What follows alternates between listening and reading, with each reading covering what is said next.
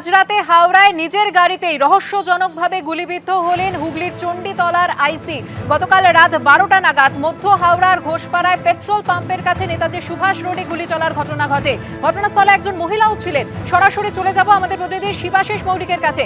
শিবাশিস, কি জানতে পারছো, কে বা কারা কি উদ্দেশ্যে গুলি চালায় এবং এই ঘটনার সঙ্গে মহিলার কি যোগ?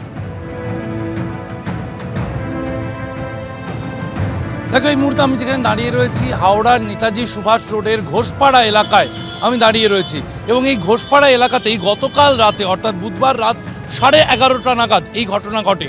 চণ্ডীতলা থানার আইসি জয়ন্ত পাল তার ব্যক্তিগত কাজে তিনি এখানে এসেছিলেন এবং দীপ্তেন্দ্র যে ছবি দেখিয়ে তুলছে তুমি দেখতে পাচ্ছ যে এই যে রাস্তা ঘোষপাড়ার এই গলিতে কিন্তু বেশ কিছু ঘটনা ঘটে এমনটাই মনে করছেন তদন্তকারীরা, কারণ রক্তের দাগ এখানে কিন্তু বেশ কিছু জায়গায় রক্তের দাগ রয়েছে এমনটাই দেখা যাচ্ছে। গুলির খোল এই রাস্তার এদিক থেকে উদ্ধার হয়, কারণ শিবপুর থানার অন্তর্গত এই এলাকা এবং গাড়িটি যেখানে ছিল দীপ্তেন্দু যদি দেখায় রাস্তার ওপারটা কিন্তু ব্যাটরা থানা এলাকা এবং সেখানে তার গাড়ি ছিল জয়ন্ত পালের।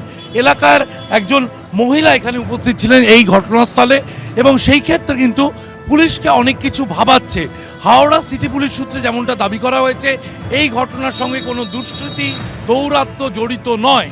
প্রশ্ন হচ্ছে তাহলে যদি দুষ্কৃতী দৌরাত্ম্য জড়িত না হয় তাহলে তার উপর গুলি চালালো কারা বা কে, সেই প্রশ্ন কিন্তু ভাবাচ্ছে এবং গুলি কীভাবে চলেছে তা জানার জন্য হাসপাতালে চিকিৎসাধীন জখম এই পুলিশ আধিকারিক জয়ন্ত পালের বয়ান নেওয়ার জন্য হাওড়া সিটি পুলিশের আধিকারিকরা তারা একটু পরেই দেখা করতে যাবেন এবং তারপর বিষয়টা কিছুটা সামনে আসবে। তিনি এখানে ব্যক্তিগত কাজে এসেছিলেন এবং এর সঙ্গে দুষ্কৃতী দৌরাত্ম্য জড়িত নয়, এখনো পর্যন্ত কিন্তু পুলিশ সূত্রে এমনটাই জানা যাচ্ছে। সুকর্ণা, ধন্যবাদ শিবাশিস। ফের রাতের শহরে দুর্ঘটনা। বেহালার শিলপাড়ার কাছে জনকল্যাণ মোড়ে স্কুল বাসে ধাক্কা। স্কুল বাসে ধাক্কা মারে বেপরোয়া ট্রাক। ধাক্কার পর রাস্তার ধারের দোকান ফুটপাতের উপর বেদি ভেঙে যায়। অল্পের জন্য রক্ষা পান স্কুল বাসের চালক। ট্রাক চালককে গ্রেপ্তার করেছে ঠাকুরপুকুর থানা। শহরে ফের ট্রাকের দৌরাত্ম্য। বেলঘড়িয়ার পর এবার বেহালা চৌরাস্তার কাছে জনকল্যাণ মোড়ে একটি বাস দাঁড়িয়েছিল।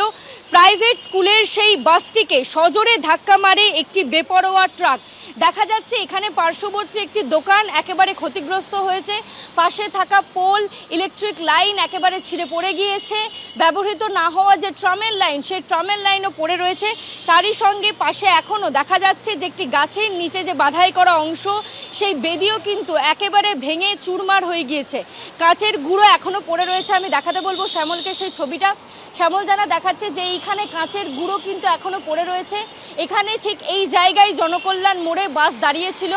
প্রাইভেট স্কুলের সেই বাসকে সজোরে একটি ট্রাক এসে ধাক্কা মারে।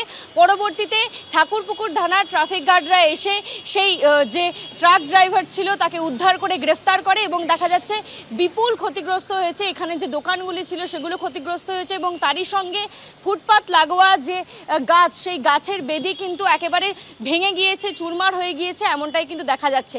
এর আগে বেলঘড়িয়া আর এখন বেহালা। বারংবার দেখা যাচ্ছে যে রাতের শহরে বেপরোয়া ট্রাকের দৌরাত্ম্য কিন্তু বেড়েই চলেছে।